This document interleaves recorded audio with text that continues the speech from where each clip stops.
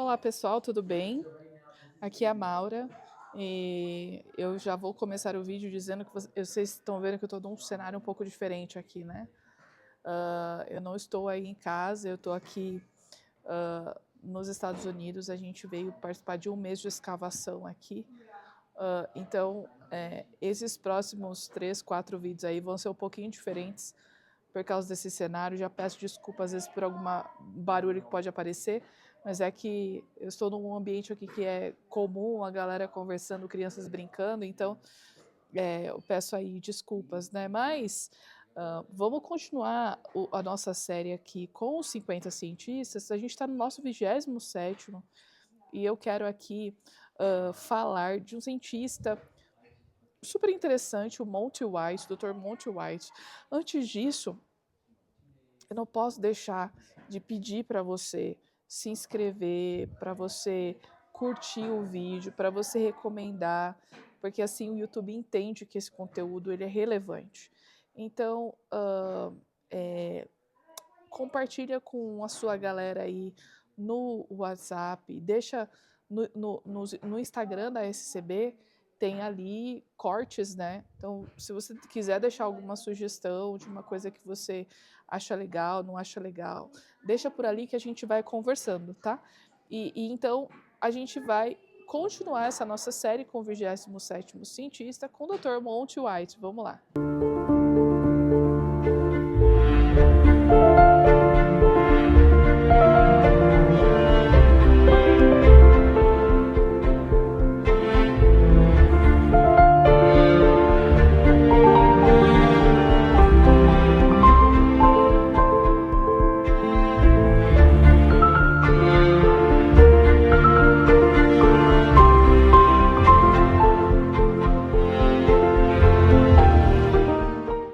Bom, vocês sabem que a caminhada do Dr. Monty White começou quando ele entrou na faculdade. Então, por meio de conversas com cristãos, ele passou a considerar a existência de Deus. Então, veja que interessante. Ele não acreditava em Deus inicialmente.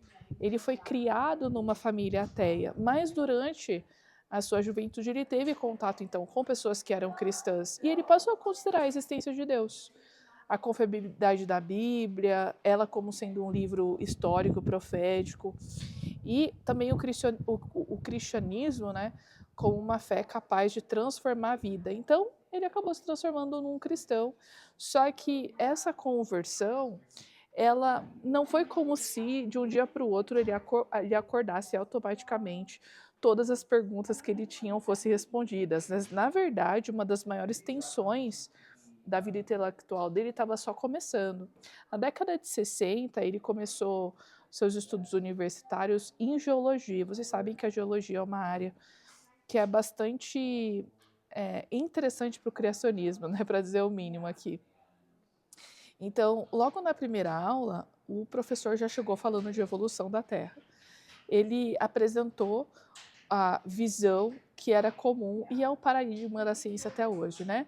De que as substâncias químicas inorgânicas na Terra primitiva, elas teriam se organizado em moléculas orgânicas, essas moléculas orgânicas teriam dado origem aos primeiros seres vivos que conseguiram se replicar e ao longo dos milhões de anos, pronto, estamos aqui. E essa palestra impressionou bastante o Dr. White. Ele saiu dali pensando como é que eu vou conciliar essa explicação da aula que eu tive agora com o relato da Bíblia, com os primeiros capítulos da Bíblia que falam sobre a história da vida, a história da Terra e a história humana. Então, enquanto ele conversava com seus amigos cristãos, ele recebeu uma resposta que surpreendeu ele bastante. Todos eles disseram, olha só que interessante, os amigos do Dr. White disseram que ele devia aceitar a evolução. E você sabe que quando a gente tenta harmonizar a evolução com a Bíblia, a gente chama isso de evoteísmo, né? É a ideia de que o processo evolutivo aconteceu, mas que Deus dirigiu esse processo evolutivo. E aí, nessa leitura, os primeiros capítulos de Gênesis, então, eles não são entendidos como algo literal, mas como um relato simbólico, alegórico, uma parábola, uma lenda, né? E durante alguns anos, olha só, o Dr. White de fato aceitou essa visão de que o Gênesis ele tinha esse caráter mais alegórico. Enquanto isso, ele continuou seus estudos, ele gostava bastante de geologia, ele avançou nessa área, mas ele acabou se formando em química e depois ele fez doutorado, olha só que interessante, em cinética de gases. Então, é uma pessoa que tem formação científica sólida e tem um interesse real por temas ligados à origem da vida e à história da Terra. Só que a virada aconteceu quando a esposa do Dr. White fez uma pergunta a partir ali do texto de 1 Coríntios 15, 22, que diz o seguinte, olha, assim como em Adão todos morrem, assim também em Cristo todos serão vivificados. E essa pergunta central era, quem é que foi Adão? Porque se o relato de Gênesis é uma alegoria, quem foi Adão? Então, para o Dr. White, essa questão tinha implicações bastante profundas, porque, como eu disse, se Adão é uma figura literal, então Eva também tem que ser literal. O Jardim do Éden, a queda, a criação, também teriam que ser levados a sério como uma história literal, né? Mas naquele momento, ele sentiu que isso poderia ter consequências bastante sérias para a carreira acadêmica dele, né? Seria uma espécie de suicídio intelectual, porque todos ao redor dele aceitavam a evolução. E agora? Os livros que ele lia, os artigos que ele lia, tudo trazia explicações e interpretações baseadas na cosmovisão evolutiva. Então ele decidiu investigar. Ele leu o Novo Testamento e ele começou a procurar entender como que Jesus e os apóstolos, os autores bíblicos, eles tratavam esses primeiros capítulos de Gênesis.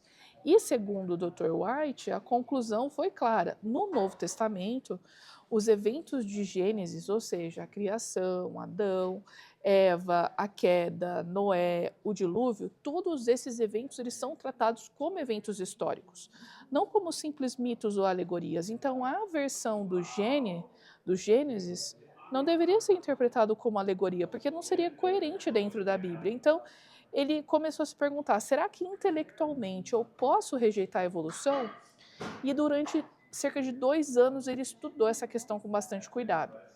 Ele não chegou numa conclusão de forma apressada. Enquanto ele desenvolvia a sua pesquisa acadêmica, ele também analisava as áreas de evolução química, registro fóssil, métodos de datação.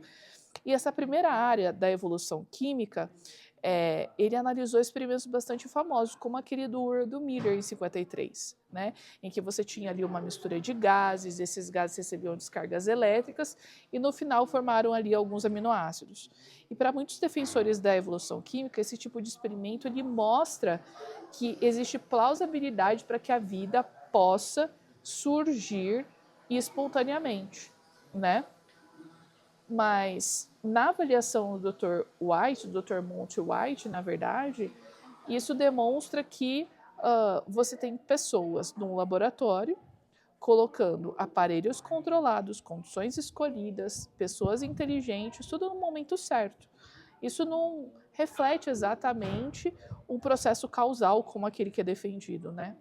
E também declara aqui 2 outros pontos. No experimento, esses aminoácidos eles tinham que ser removidos rapidamente, porque eles podiam ser destruídos pela mesma energia que os formou.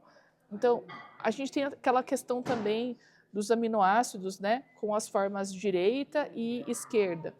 Enquanto os seres vivos eles utilizam aminoácidos com uma orientação específica, né, os aminoácidos produzidos naquele experimento foram produzidos com uma orientação diferente do que os aminoácidos que estão nos seres vivos, né?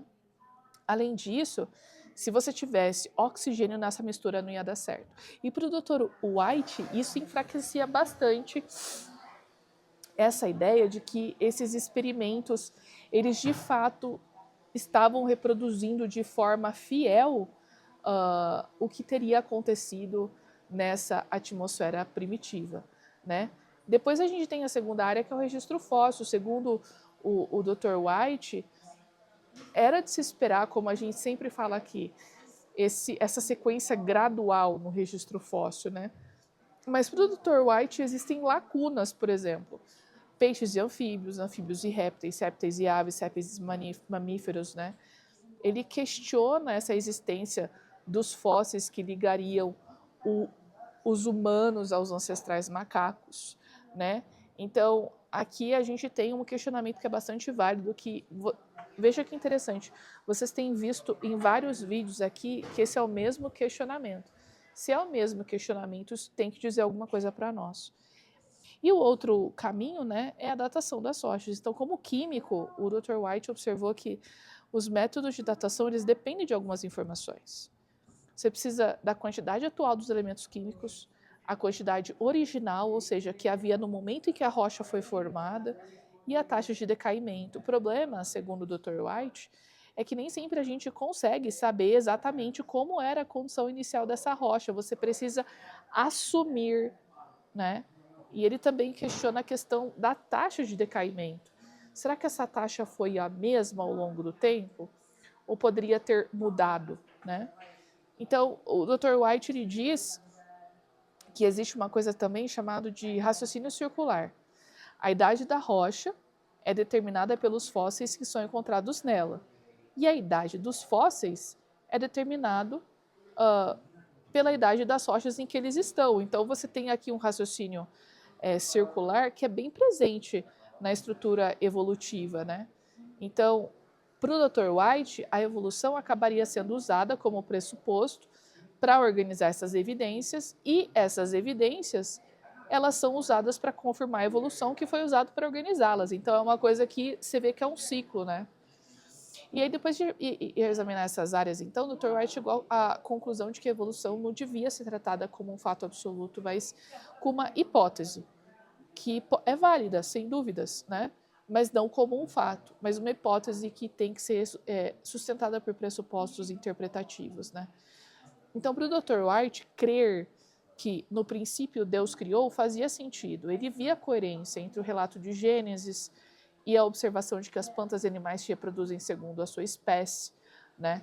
E é interessante porque nesse exemplo do Dr. White a gente vê a jornada de um cientista que saiu do ateísmo, que aceitou o cristianismo, adotou por um tempo o evoteísmo, mas depois de uma investigação honesta e de um tempo gasto nessa investigação, ele passou a defender a crença numa criação literal, né? Então veja que interessante que essa caminhada é bem válida. É a história de alguém que enfrentou uma tensão entre aquilo que ele aprendia na universidade e aquilo que ele encontrava nas escrituras. Então, veja que uma pergunta que eu acho que é bastante válida é o seguinte: quais são os pressupostos que a gente usa para fazer uma leitura das evidências? Isso pode impactar bastante o final, né? Então, a gente precisa, o máximo, tentar olhar para as evidências com a mente aberta e que as evidências nos levem até as últimas consequências, no sentido de que, olha, eu vou estudar isso aqui e eu vou ter as últimas consequências para tentar entender o que essa evidência está me dizendo, né? Quando a gente olha para a origem da vida, os fósseis, as rochas, complexidade dos seres vivos, a gente está observando fatos isolados, ou a gente está interpretando esses fatos dentro de uma visão de mundo que vocês sabem, né, que a gente chama aqui de cosmovisão, né? Então, isso é bastante interessante, são perguntas muito válidas, perguntas que a gente deve pensar. Você não deve acreditar na criação só porque seu pai ou sua mãe disse, você deve acreditar na criação porque você leu, você estudou e você vê que é uma cosmovisão e um relato que faz sentido dentro das evidências que estão disponíveis. Essa seria a conclusão ideal para nós, né? Isso seria aí exatamente aquilo que a gente precisa e que a gente deveria fazer. Espero que vocês tenham gostado, pessoal. Curta esse vídeo, siga aqui a SCB, siga a SCB no Instagram, Sociedade Criacionista, e a gente se vê por lá e aqui também. Até a próxima.